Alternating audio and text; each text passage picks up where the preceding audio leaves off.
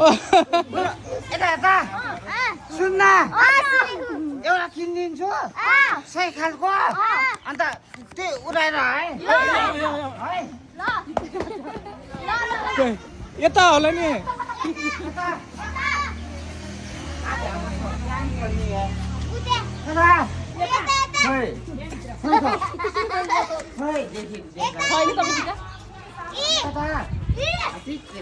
त्यो त 50 खालको हो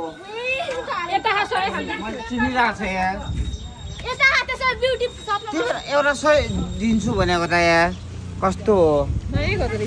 अत नि